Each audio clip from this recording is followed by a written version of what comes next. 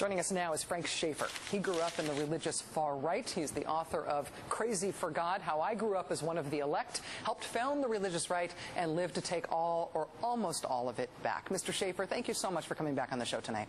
Thanks for having me on. I do not know what possessed this polling firm to ask whether or not people think the president is the Antichrist, but they did. Does the response rate among conservatives surprise you? More than 1 in 3 saying yes or they don't know. Well, I was a child when President Kennedy was assassinated, and my mother thought that because he died of a head wound, foretold in Scripture of the Antichrist, he would be resurrected as the Antichrist. She thought this might be a possibility. So those of us who come from the evangelical subculture have been weaned with our mother's milk on a changing cast list of villains. It might be Kennedy to one generation, Obama to the next. But I think the larger point this brings up is that the mainstream, not just media, but culture, doesn't sufficiently take stock of the fact that within our culture we have a subculture which is literally a fifth column of insanity that is bred from birth through homeschool, Christian school, evangelical college, whatever, to reject facts as a matter of faith. And so this substitute for authentic historic Christianity, and I may add as a little caveat here, I'm a church-going Christian, really brings up the question, can Christianity be rescued from Christians?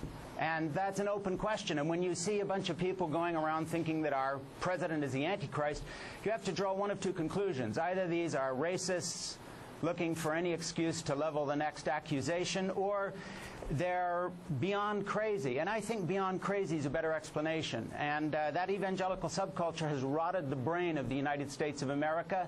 We have a big slice of our population waiting for Jesus to come back. They look forward to Armageddon.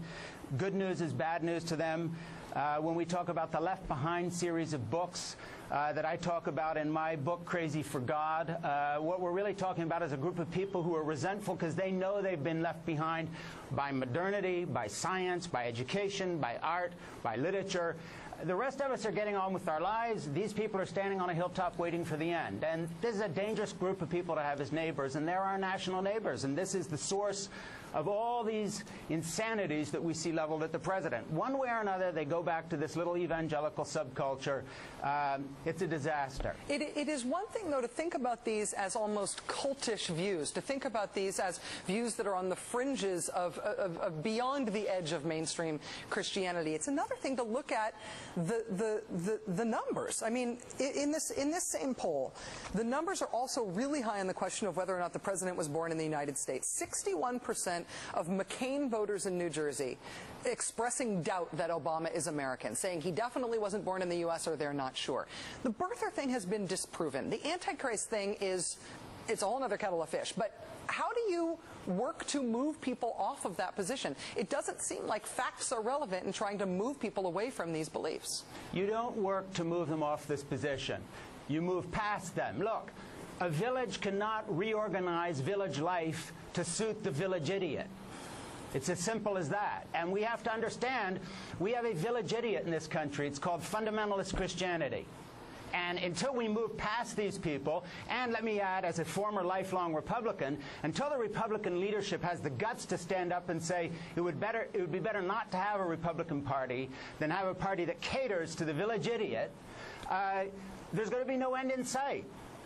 The next thing they'll do is accuse Obama of being the Antichrist, and then who knows what comes next. On and on it goes. There is no end to this stuff. Why? Because this subculture has as its fundamentalist faith that they distrust facts per se.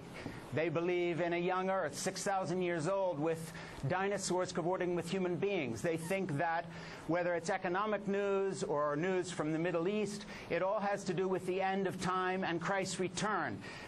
This is la-la land. And the Republican Party is totally enthralled to this subculture to the extent that there is no Republican Party. There is a fundamentalist subculture which has become a cult. It's fed red meat by buffoons like Rush Limbaugh, Glenn Beck, and other people who are just not terribly bright themselves, and they are talking to even stupider people. That's where we're at. That's where all this is coming from. And it's becoming circular. It's becoming a joke. Unfortunately, a dangerous joke, because once in a while, one of these Looney Tunes, as we see, brings guns to public meetings. Who knows what they do next? It's a serious thing we all have to face, but the Democrats and sane Americans just have to move past these people, say, go wait in the hilltop to the end. The rest of us are going to get on with rebuilding our country. Mr. Schaeffer, briefly, is there anybody on the right who could be constructive here if they wanted to be, to the extent that people could be moved off of these conspiracy theories? And I understand your point that it's not true that all of them could be. But is there anybody who could be influential to try to stop the impact of these conspiracies? Look, in the year 2000, I worked for John McCain to try to get him elected in the primaries instead of George Bush.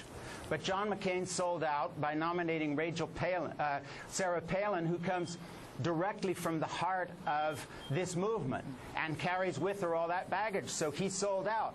I don't see anybody on the Republican side of things these days who has the moral standing to provide real leadership or who will risk their position to do so. Frank Schaeffer, author of Crazy for God, thank you very much for your time tonight, sir. It's always fascinating and a pleasure to have you on the show. Thanks. Thanks a lot.